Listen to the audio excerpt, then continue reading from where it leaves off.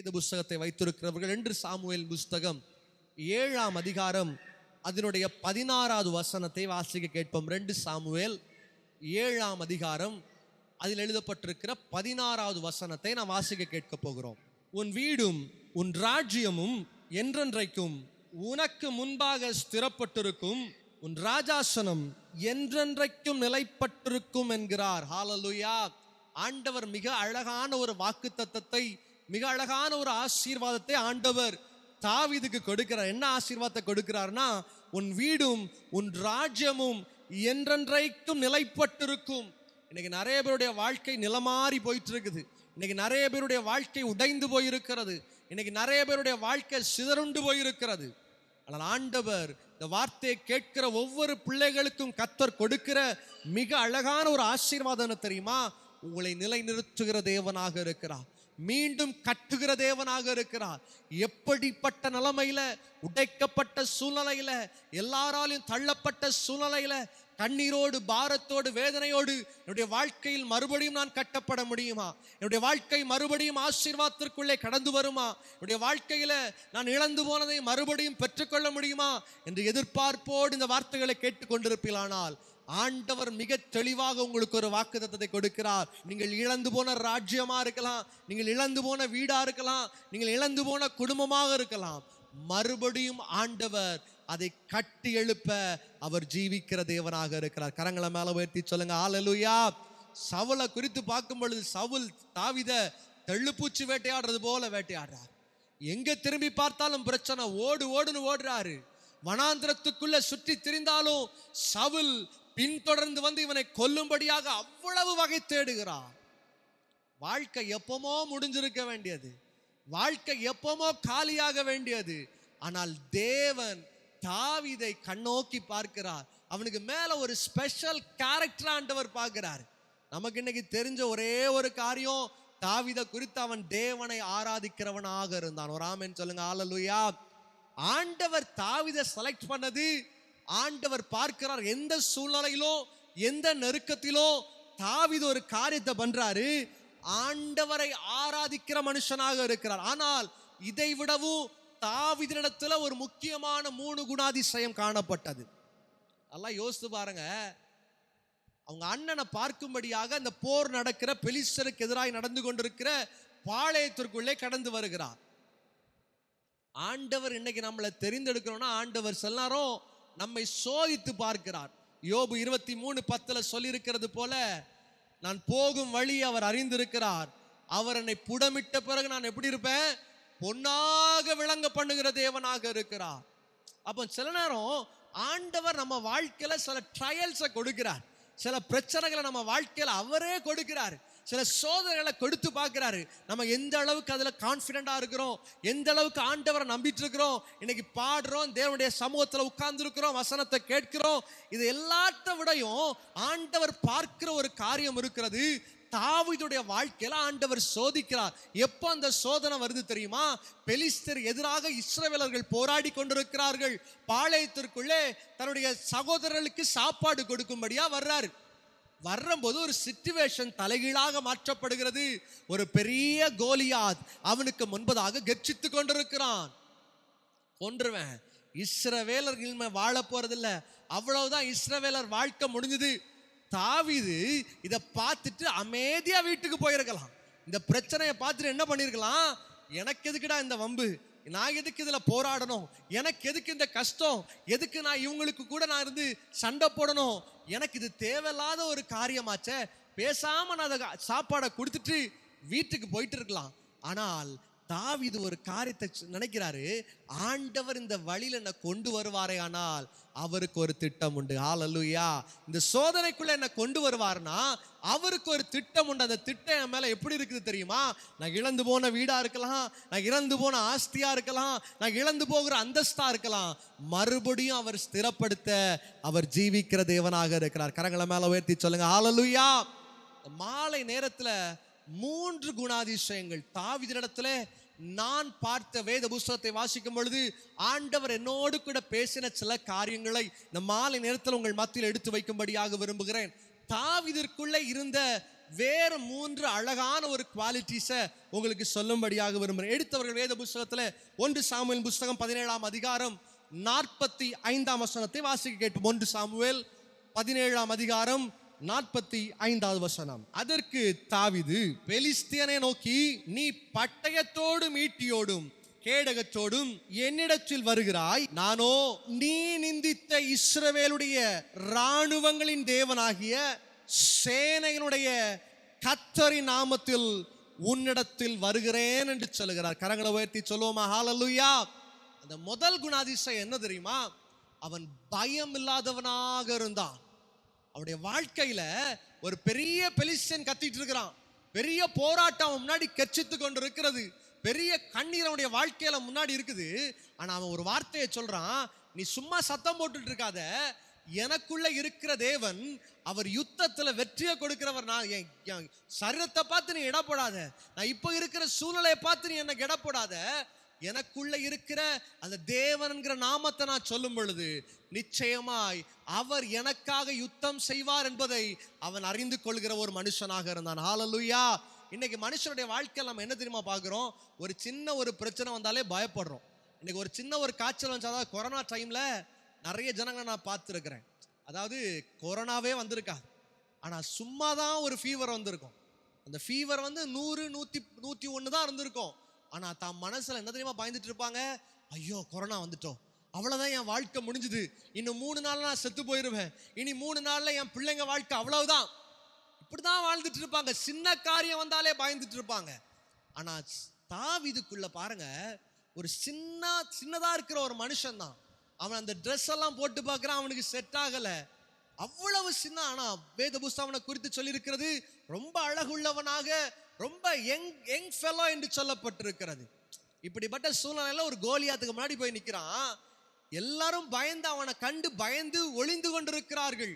இப்படிப்பட்ட சூழ்நிலையில் ஒரு வார்த்தையை சொல்றான், நீ உன்னுடைய பலத்தினால வந்திருக்கிற, நீ போட்டிருக்கிற ட்ரெஸ்ஸை நம்பிட்டு இருக்கிற, நீ வச்சிருக்கிற காரியத்தை நம்பிட்டு இருக்கிற, ஆனா நான் இதை எதையும் நம்பல, என் ஆண்டவருக்கு மேல என் நம்பிக்கையை வச்சிருக்கிறேன். நீ கெச்சிக்கிறத குறித்து நான் பயப்பட போறதில்ல, ஏனென்றால் நான் வந்திருக்கிறது சாதாரண நாமம் அல்ல, இந்த தேவன் என்கிற யெகோவா என்கிற நாமம். கரங்களை உயர்த்தி சொல்லுமா ஹல்லேலூயா.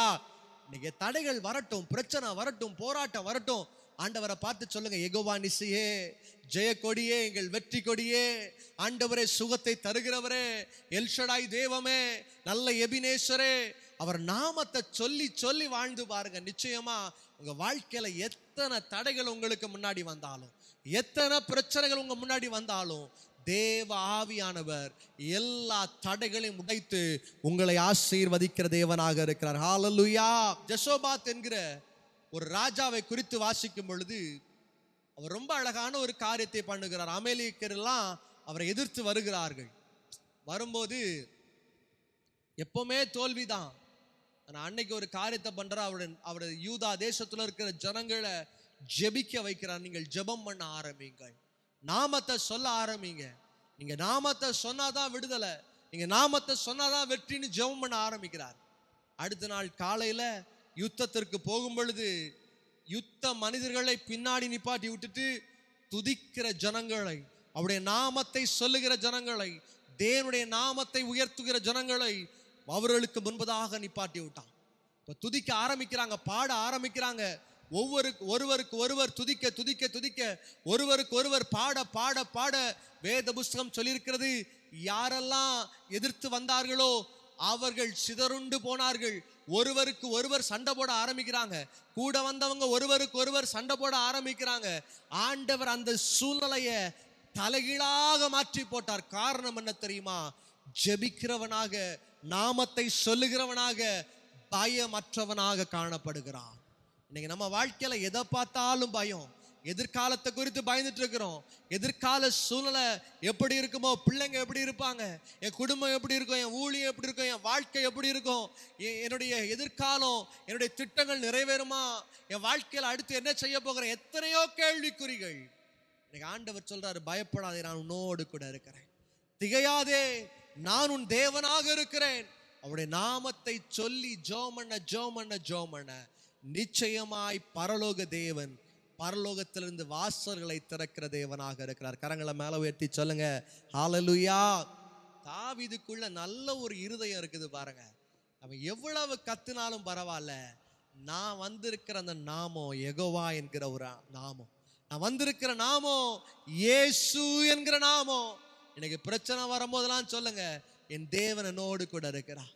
சங்கீதக்காரன் சொல்லுகிறார் அல்லவா, உம்முடைய கோலும் உம்முடைய தடியும் என்னை தேற்றும் என்று சொன்னது போல, இன்னைக்கு தேவ பிரசன்னத்துல வந்திருக்கிற ஒவ்வொரு பிள்ளைகள் போராட்டங்கள் வரும்பொழுது, நெருக்கங்கள் வரும்பொழுது, பிரச்சனைகள் வரும்பொழுது சோர்ந்து போகாமல், பயந்து போகாமல், இந்த பிரச்சனைகளை எதிர்கொண்டு போக தேவ சமூகத்தில் ஆண்டவரே அவருடைய நாமத்தை சொல்லி ஜெபம் பண்ணி பாருங்க. நிச்சயமாய் ஆவியானவர் ஒரு மாறுதலை கொடுக்க அவர் வல்லமை உள்ளவராக இருக்கிறார். கரங்களை மேல உயர்த்தி சொல்லுவோம் ஹல்லேலூயா.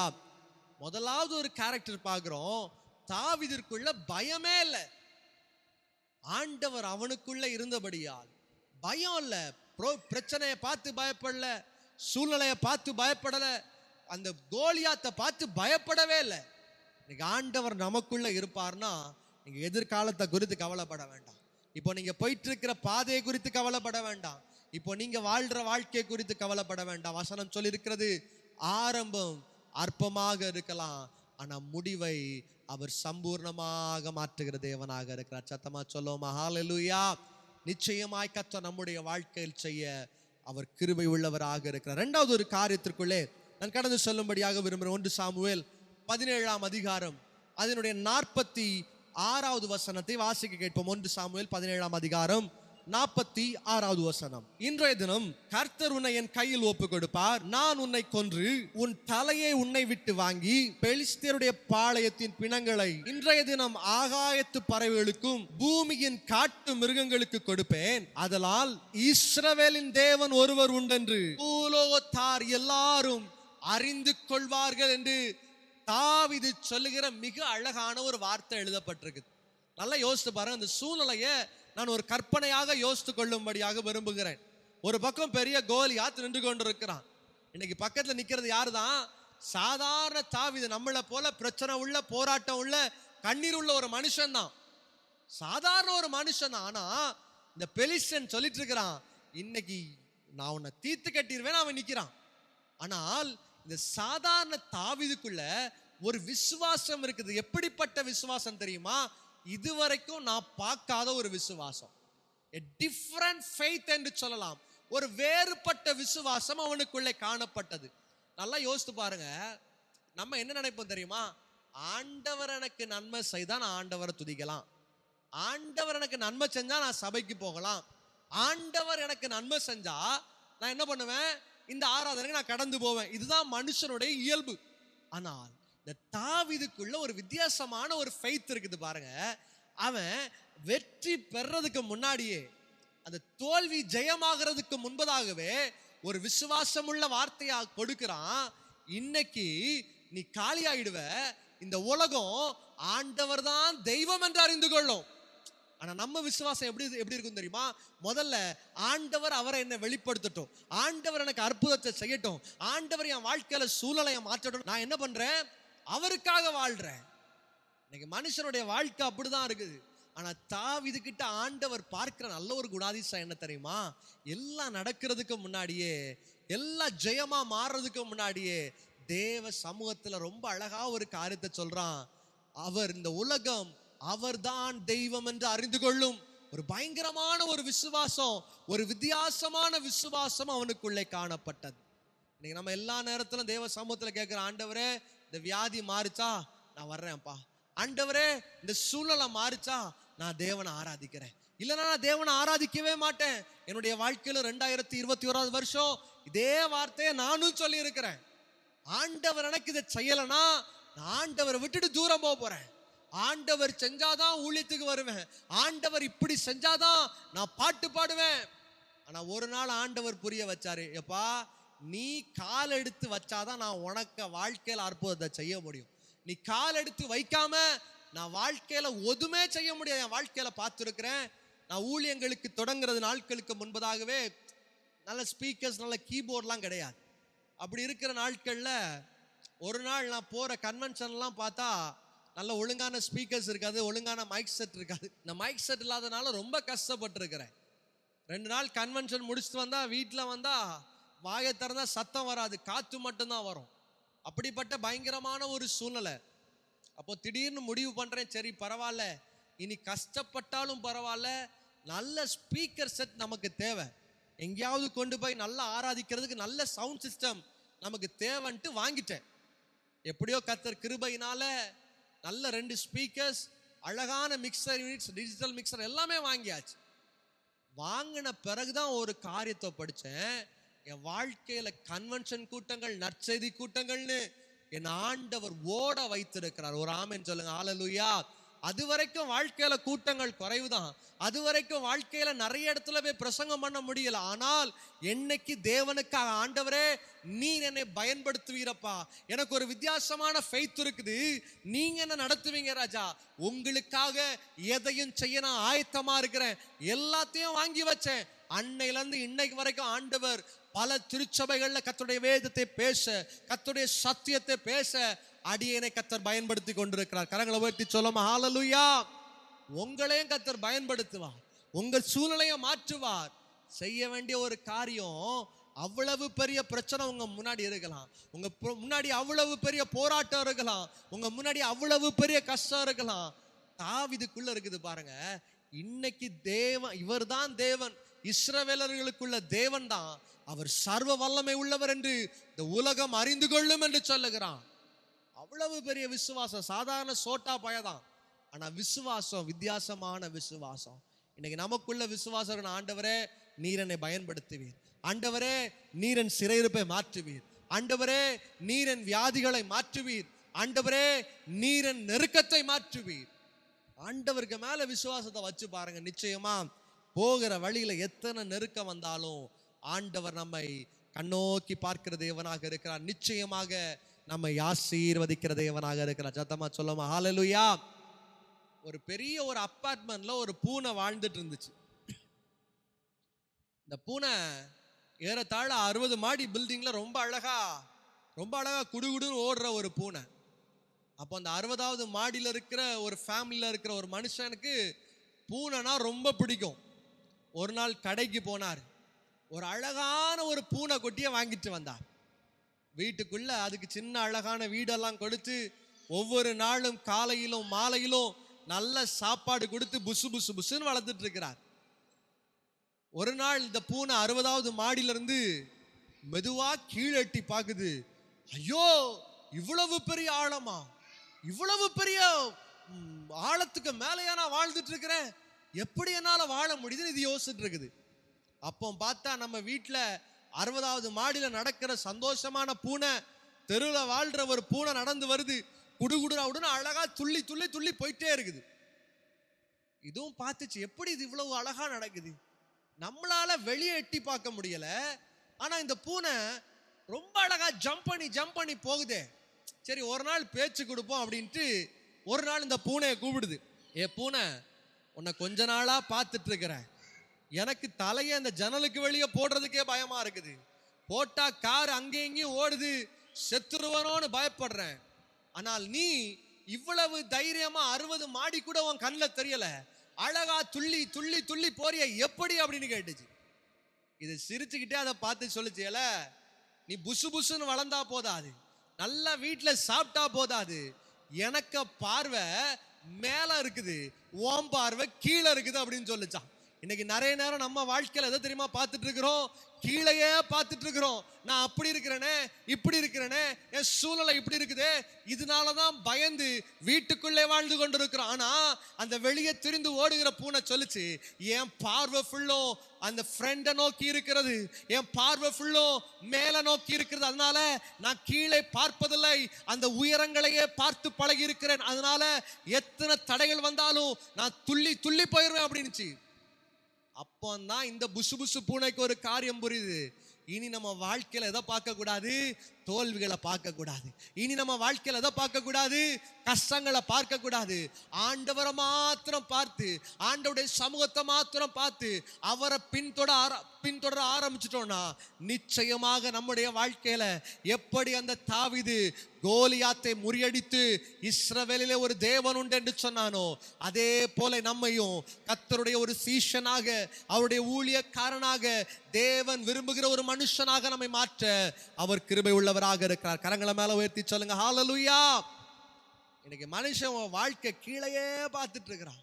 சூழ்நிலை அப்படி இருக்குது பிரதர், குடும்பம் அப்படி இருக்குது, வாழ்க்கை அப்படி இருக்குது, வியாதி அப்படி இருக்குது. இதெல்லாம் விட்டுட்டு இன்னைக்கு ஒரு முடிவெடுங்க. ஆண்டவரே, இன்னைக்கு உங்களை ஃபோக்கஸ் பண்றேன்ப்பா. என் விசுவாசத்தை நான் வித்தியாசமா பார்க்கிறேன்ப்பா. என் வாழ்க்கையை வித்தியாசமா பார்க்கிறேன். என் சூழ்நிலையை வித்தியாசமா பார்க்கிறேன். எனக்கு நீங்க வச்சிருக்கிற ஓட்டத்துல வெற்றியை பெற்றுக்கொள்ள விரும்புறேன். என்னை தாழ்த்தி தருகிறேன் தேவனுடைய சமூகத்துல யார் ஒப்பு கொடுக்கிறீங்களோ நிச்சயமாய் தேவ ஆவியானவர் நம்மை ஆசீர்வதிக்கிற தேவனாக இருக்கிறார். கரங்களை உயர்த்தி சொல்லுங்க ஹல்லேலூயா. இரண்டாவது ஒரு அனுபவம் பார்க்கிறோம். தாவீதிற்குள்ளே வித்தியாசமான ஒரு நம்பிக்கை, வித்தியாசமான ஒரு ஃபெய்த் அவனுக்குள்ளே காணப்பட்டது. கிடைச்சாதான் ஆண்டவரை நம்புவேன், வீடு கொடுத்தாதான் ஆண்டவரை நம்புவேன், காரு கொடுத்தாதான் ஆண்டவருடைய சபைக்கு போவேன், இல்லை என்னதான் இருந்தாலும் பரவாயில்ல ஆண்டவரை நம்புவேன், அவர் எனக்கு கொடுப்பார். அதான் நம்பிக்கை. சத்தமா சொல்லுங்க ஹல்லேலூயா. இன்னைக்கு மனுஷன் வைக்கிற நம்பிக்கைலாம் இப்படிதான் இருக்குது. ஆண்டவர் எனக்கு கொடுத்தாருன்னா நான் தேவனை ஆராதிப்பேன், ஆண்டவர் எனக்கு செஞ்சார்னா தேவ சமூகத்துக்கு வருவேன், ஆண்டவர் என் வாழ்க்கையில வியாதியை மாட்டினார்னா சாட்சியை சொல்லுவேன். இன்னைக்கு அதை அப்படியே தலைகீழ மாத்திருங்க. நான் தேவனை ஆராதிப்பேன், அவர் எனக்கு செய்வார்.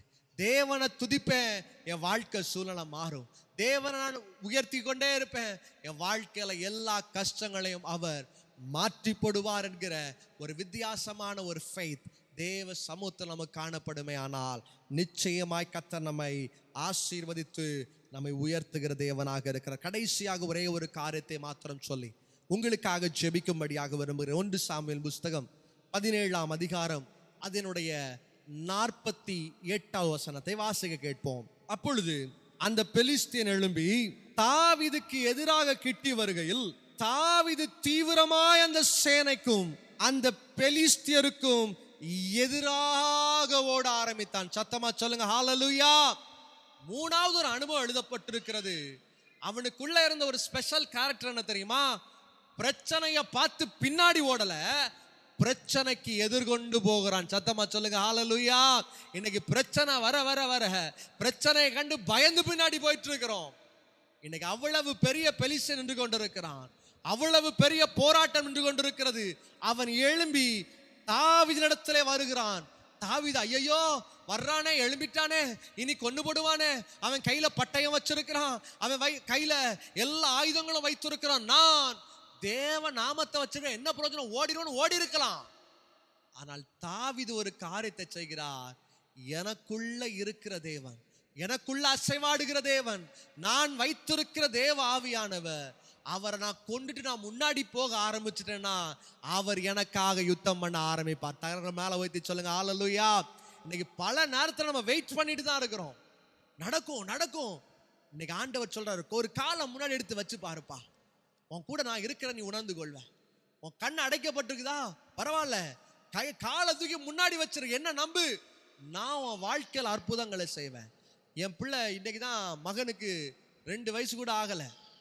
ஒரு நாள் அவன் கட்டிலுக்கு மேலே நின்றுட்டு இருக்கும் பொழுது நான் சும்மா தான் அவனை வா அப்படின்ட்டு கூப்பிட்டேன். மேலே ஓட்டுதான் பொத்துன்னு துள்ளிட்டான். அவன் எதையுமே யோசிக்கலை. நான் சொன்ன ஒரே ஒரு வார்த்தையை நம்பிட்டான். அவன் இருதயத்துக்குள்ள என்ன யோசிச்சிருப்பான் தெரியுமா? என்னுடைய அப்பா தானே என்னை கூப்பிடுறது, அவர் என்ன சும்மா கீழே போட்டுற மாட்டாரு, அவர் என்னை கைவிட்டுற மாட்டாரு, அவனுக்குள்ள ஒரு நம்பிக்கை இருக்குது. இன்னைக்கு தேவ சமூகத்தில் இத்தனை வருஷம் வாழ்ந்துட்டு இருக்கிறோம், தேவ சமூகத்தில் தேவ ஆராதனை இத்தனை வருஷம் தேவனை ஆராய்த்து கொண்டு இருக்கிறோம். ஆண்டவர் சொல்றாரு, முன்வைத்த காலை என்ன பண்ணக்கூடாது, பின்வைக்க கூடாது. தேவ சமூகத்துல வந்துட்டோமா, இனி செத்தாலும் பரவாயில்ல, நஷ்டம் வந்தாலும் பரவாயில்ல, நெருக்கம் வந்தாலும் பரவாயில்ல, நான் முன்னேறி கொண்டே இருப்பேன். எதை நோக்கி போயிட்டு இருப்பேன் தெரியுமா? என் தேவன் என்னுடைய வாழ்க்கையில ஒரு வெற்றியை கொடுக்கிறவரை ஐ வில் வாக் ஃபார்வர்ட். இனி என் வாழ்க்கையில பின் திரும்புவதில்லை. தேவ சமூகத்துல ஒப்பு கொடுத்து பாருங்க, ஆண்டவரே இனி நெருக்கம் வந்தாலும் பரவாயில்லப்பா, இனி போராட்டம் வந்தாலும் பிரச்சனை இல்லை, இனி கஷ்டம் வந்தாலும் பிரச்சனை இல்லப்பா, நான் உங்களை நம்பி இருக்கிறேன், நீர் என்னுடைய வாழ்க்கையில பெரிய காரியங்களை செய்வீர் என்று யாரு தேவ சமூகத்தில் ஒப்பு கொடுக்கிறீங்களோ நிச்சயமாய் தேவ ஆவியானவர் உங்களுடைய சிறையிருப்புகளை மாற்றுவார். எதிர்கொண்டு போக போக போக தேவன் நம்முடைய வாழ்க்கையில பெரிய காரியங்களை செய்கிற தேவனாக இருக்கிறார். ஒரு பெரிய ஒரு ராஜா இருக்கிறார். அந்த ராஜா எல்லாவற்றிலும் தோல்வியை பெற்றுக் கொண்டிருக்கும் போது தேவ சமூகத்தில் ஒரு பொருத்தனை பண்ற, ஆண்டவரே நீர் எனக்கு ஒரு அற்புதத்தை செய்வீரானால் நான் வீட்டுக்கு போகும் பொழுது எது எனக்கு முன்பதாக வருகிறதோ அதை நான் உமக்காக பலியாய் கொடுப்பேன் என்று பொருத்தனை செய்கிறார். யுத்தத்தில் தேவன் வெற்றியை கொடுத்தார். யுத்தத்தில் வெற்றி, ஆனால் நல்ல ஜெயத்தோடு வீட்டுக்கு வர்றாரு. எவ்வளவு சந்தோஷத்தோடு வந்திருப்பார்ல, எவ்வளவு சிரிப்போட வந்திருப்பாரு. தேவன் எனக்கு வெற்றியை கொடுத்தார் நம்பிக்கையோட வரும் பொழுது மகள் வேகமா ஓடி வந்து அப்பான்னு கூப்பிடுறா. இவர் ஆண்டவர்கிட்ட என்ன பொருத்தனை பண்ணிருக்கிறாரு? ஆண்டவரே நீர் எனக்கு வெற்றியை கொடுப்பீரானால் என் வீட்டுக்கு போகும்பொழுது எது எனக்கு முன்பதாக வருகிறதோ அது எதுவானாலும் பரவாயில்ல, நான் பலியாக கொடுப்பேன் என்று பொருத்தனை பண்ணார். வந்தது பார்த்தா அவர் நேசிக்கிற மகள், ஆனால் சொன்ன காரியத்துல பின்வாங்காமல் லுக் ஃபார்வர்ட், ஆண்டவரே நான் சொன்னது தான்ப்பா அதை செய்வேன் என்று கொடுத்தான். இன்னைக்கு நம்ம வாழ்க்கையில நிறைய நேரத்தில் பொருத்தனை பண்றோம், நிறைய காரியங்களை தேவ சமூகத்தில் அறிக்கையிடுறோம். ஆண்டவரே இனி தவறாம இந்த காரியத்தை செய்வேன்ப்பா, இனி ஒவ்வொரு நாளும் துதிப்பேன் ராஜா, இனி எல்லா ஞாயிற்றுக்கிழமையும் கரெக்டா ஆராதனைக்கு போவேன், என் வாழ்க்கையில அதை செஞ்சிருக்கிறீங்கல்ல, இனி நான் இதை செய்யாம இருக்க மாட்டேன்னு பொருத்தனை பண்றோம். ஆனால் நாட்கள் போக போக போக இதெல்லாம் மறந்து ஏனோ தானோன்னு வாழ்க்கையை வாழ்ந்து கொண்டு இருக்கிறோம். அருமையான தேவ பிள்ளைகளே, தாவீதுடைய வாழ்க்கையில் ஆண்டவர் பார்க்கிற மிக அழகான ஒரு மூணாவது ஒரு குவாலிட்டி என்ன தெரியுமா? அவன் முன்னோக்கி செல்கிறவனாக இருந்தான், பின்னோக்கி செல்கிறவனாக அல்ல. தேவனுடைய பார்வையில எத்தனை நெருக்கம் வந்தாலும் ஐ வில் லுக் ஃபார்வர்ட் என்று சொல்லி தேவனை நோக்கி ஓடுகிறவனாக இருந்தான். யாரு தேவ சமூகத்துல முன்னாடி ஓட ரெடியா இருக்கிறீங்களோ, ஆண்டவருக்காக எதையும் செய்ய வாஞ்சையா இருக்கிறீங்களோ, நிச்சயமாய் ஆண்டவர் உங்கள் சிறையிருப்புகளை உடைத்து போட வல்லமை உள்ளவராக இருக்கிறார். கரங்களை மேல வைத்து சொல்லுங்க ஹல்லேலூயா. 3 குணாதிசயங்களை தாவீதுடைய வாழ்க்கையில உங்களுக்கு சொல்லி இருக்கிறேன். முதலாவது, அவனுக்குள்ள பயம் இல்ல. ஆண்டவரை குறித்த பயத்தை தவிர மனிதர்களை குறித்த பயம் அவனுக்கு இல்லை. இரண்டாவது ஒரு காரியத்தை பார்க்கிறோம், அவனுக்குள்ள இருந்தது வித்தியாசமான ஒரு விசுவாசம். எப்பவுமே இருக்கிறது போல ரெகுலரான விசுவாசம் இல்ல, ஒரு டிஃபரண்ட் டைப் ஆஃப் ஃபெய்த் அவனுக்குள்ளே காணப்பட்டது. மூன்றாவது ஒரு அனுபவத்தை பார்க்கிறோம், அவன் முன்னோக்கி ஓடுகிறவனாக இருந்தான். இன்னைக்கு தேவ சமூகத்தில் தேவ ராஜ்யத்துக்கு நேராக ஓடுவோம். நிச்சயமாய் ஆவியானவர் சங்கீதக்காரனுக்கு கொடுத்தது போல உன் வீடும் உன் ராஜ்யமும் என்றென்றைக்கும் உனக்கு முன்பாக ஸ்திரப்பட்டு இருக்கும். இன்னைக்கு நீங்க பார்க்கிற எல்லா காரியங்களையும் ஆண்டவர் உங்களுக்கு ஸ்திரப்படுத்துவார். உங்க வீடா இருக்கலாம், உங்க குடும்பமா இருக்கலாம், உங்க வாழ்க்கையா இருக்கலாம், உங்க வேலையா இருக்கலாம், எல்லா காரியத்திலும் ஆண்டவர் ஒரு காரியத்தை பண்றாரு, உங்களை ஸ்திரப்படுத்துவார். இன்னைக்கு இந்த பொருத்தனை எடுங்க, ஆண்டவரே தாவீதுக்குள்ள இந்த 3 காரியங்களையும் என் வாழ்க்கையில நான் அக்செப்ட் பண்றேன்ப்பா, இந்த 3 அனுபவங்களையும் என் வாழ்க்கையில ஆணித்தரமாக பதித்துக் கொள்கிறேன். தேவ ஆவியானவர் என்னை ஆசீர்வதியும் என்று கேளுங்கள். தேவன் தாவீதை ஆசீர்வதித்தார். இந்த 3 போராட்டங்களையும் போராடுகிறான். அந்த பெலிஸ்தீரான கோலியாத்தை உடைத்து போடுகிறான். தேவன் இஸ்ரவேலின் ராஜாவாக அந்த அந்த தாவீதை கர்த்தர் உயர்த்துகிறார். இன்னைக்கு கர்த்தர் உங்களை உயர்த்துகிற நாட்களுக்குள்ளே வந்திருக்கிறோம். இன்னைக்கு கர்த்தர் உங்களை சேற்றிலிருந்து தூக்குற நேரத்துக்குள்ள வந்திருக்கிறோம். தேவ சமூகத்தில் ஆண்டவரே இனி நான் முன்னோக்கி ஓடுறேன்ப்பா, வித்தியாசமான நம்பிக்கை உங்க மேல வைக்கிறேன் ராஜா. மனுஷனை குறித்தோ நான் பார்க்கிற சூழ்நிலையை குறித்தோ இந்த கட்டுகளை குறித்தோ நான் பயப்படாமல் உம்மை மாத்திரம் நம்பி இருக்கிறேன் என்று ஒப்பு கொடுத்து பாருங்கள். நிச்சயமாய் வருகிற நாட்கள்ல கர்த்தர் உங்களை உயர்த்த அவர் போதுமானவராக இருக்கிறார்.